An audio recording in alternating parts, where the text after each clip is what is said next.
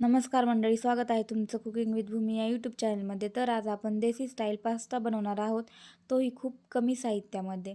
त्यासाठी आपल्याला पास्ता लागणार आहे. कढईमध्ये पाणी टाकून त्यामध्ये पास्ता, मीठ आणि ऑइल टाकून आपल्याला छान बॉईल होण्यासाठी ठेवून द्यायचं. त्यानंतर हिरवी मिरची कट करून घ्यायची, ढोबळी मिरची कट करून घ्यायची, 2 छोटे छोटे कांदे कट करून घ्यायचे, 1 टोमॅटो कट करून घ्यायचा आणि आपल्याला 2-4 लसणाच्या पाकळ्याही लागणार आहेत. त्यानंतर आपण घेतलेला आहे केचप, शेजवान चटणी आणि पास्ता मसाला.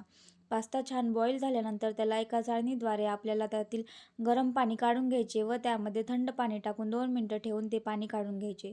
त्यानंतर कढईमध्ये आपल्याला तेल टाकून त्यामध्ये हिरवी मिरची, ढोबळी हिरवी मिरची, कांदा, लसूण, टोमॅटो टाकून छानपैकी त्याला मिक्स करून घ्यायचं आहे.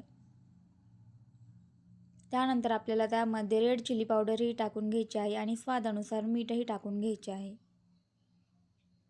त्यानंतर आपल्याला त्यामध्ये केचप आणि शेजवान चटणीही टाकून घ्यायची आहे. त्याला छान मिक्स केल्यानंतर आपल्याला त्यामध्ये पास्ता मसालाही टाकून घ्यायचा आहे आणि त्याला छान प्रकारे आपल्याला मिक्स करून घ्यायचा आहे. त्यानंतर आपण बॉईल केलेला जो पास्ता आहे तो या कढईमध्ये टाकून त्याला छानपैकी मिक्स करून घ्यायचं, कारण तो मसाला सर्वीकडे लागला पाहिजे.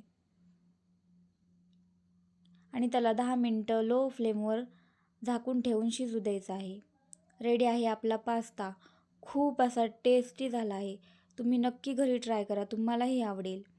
आवडला असेल तर चॅनलला सबस्क्राईब करा आणि व्हिडिओला लाईक करा. थँक्यू.